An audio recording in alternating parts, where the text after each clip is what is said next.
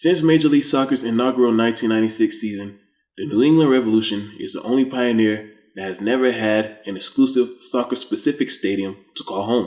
In the 26 years of the league's existence, many young franchises have entered the league and have outpaced the Revs not only in success, but having a place to call home.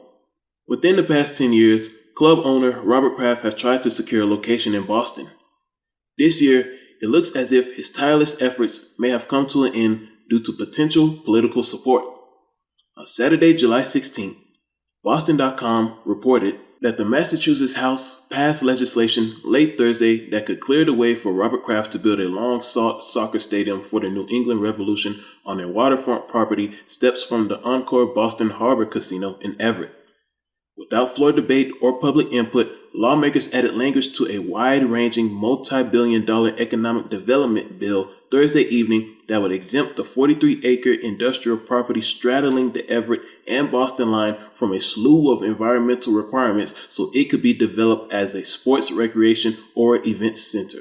Two people briefed on the legislation said the amendment is designed to aid Kraft's pursuit of a soccer stadium after more than a decade of searching, but repeatedly failing to secure a new home for the Revolution in or around Boston.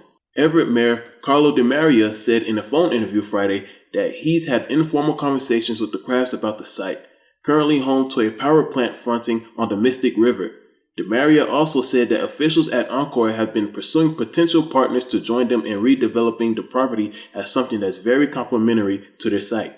Since 2006, there have been 6 Boston locations that Robert Kraft has failed to secure for the New England Revolution. Here's the timeline. It started between the late 90s and the early 2000s when the Kraft family sought to secure land in the Roxbury neighborhood.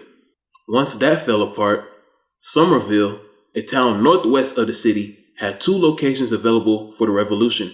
In 2008, Kraft had interest in building a stadium in the Inner Belt neighborhood, but plans died due to the global recession and real estate crisis. 4 years later, in 2012, the city, then led by Mayor Joseph Curtaton, wanted a stadium in Assembly Row, but plans never came to fruition. In that same year, another town northeast of Boston, Revere, was interested in a soccer stadium and casino, but similar to Somerville, plans never came to life. In 2014, Kraft sought a strip of land off Interstate 93 within Whitted Circle to build a stadium. The venue was also going to help bolster the city's chances of winning a bid to host the 2024 Olympics. But as Boston's bid fell to Paris, France in the summer of 2015, so did the city's interest in supporting an MLS stadium. In 2016, the Kraft family tried to secure property that was owned by the University of Massachusetts in Dorchester, a neighborhood far southeast of the city and is Boston's largest and most diverse neighborhood, a location that would have been fitting for a global league such as the MLS. United States Secretary of Labor Martin J. Walsh, who was the mayor of Boston at the time, was interested in helping Kraft secure the location.